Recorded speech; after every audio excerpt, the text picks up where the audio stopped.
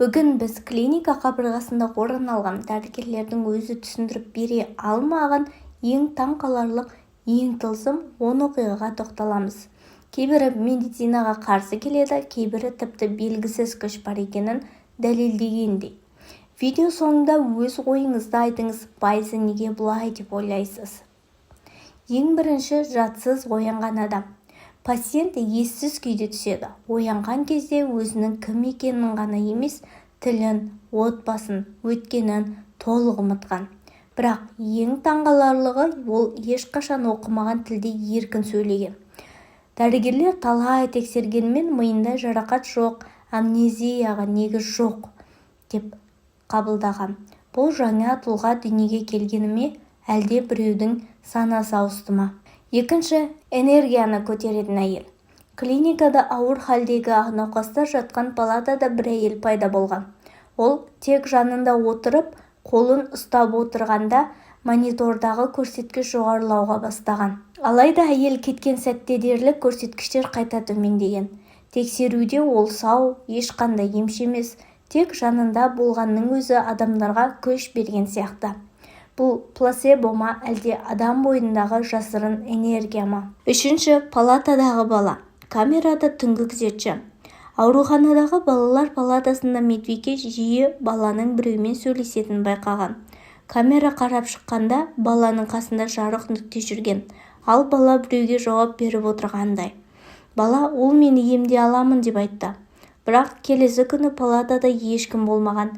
Мұндай аурудан жазылуы мүмкін емес делінген бала таңертең толық сауығып кеткен. Төртінші, жүрегі тоқтап, қайта қайтқан адам. Науқастың жүрегі 17 минутқа тоқтайды. Ресми тіркеуде өлім. Дәрігерлер денені дайындап жатқанда жүрек өздігінен қайта соға бастаған. Оянғаннан кейін ол тек бір сөз айтқан: мен әлі аяқтамадым.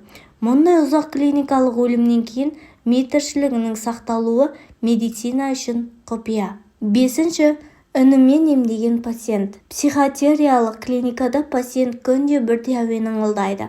Түнімен, айлар бойы. Тексеру кезінде тыныш, бірақ оның жанында жатқан науқастардың бәрі күткеннен тез жазылған. Тіпті дәрігерлердің өзі сол палатаға кіруге ұмтылған, өйткені әуен тыңдағанда дене жеңілдеп кететінін айтқан. Алтыншы, ауырған жерге үйірілетін құстар. Бір клиника маңында күн сайын бір топ қарға келеді. Тек реанимацияда жатқан пациенттің терезесіне қонады. Пациент көз жұмған күні құстарда жоғалған. Оқиға бірнеше рет қайталанған. Табиғат өлімді сезеді ме?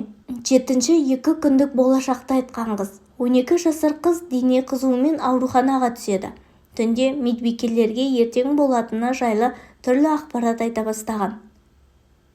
Әр айтқаны дәл келген. 2 күн бойы. Сосын бәрі тоқтады. Қыз емделіп шықты. Есінде ештеңе жоқ. 8-ші, ауруханада көрінбейтін қонақ. Күзетші түнде коридорда қозғалыс датчигінің жұмыс істегенін байқайды. Камерада ешкім жоқ. Бірақ есік ашылып жабылып тұрған анық көрінеді.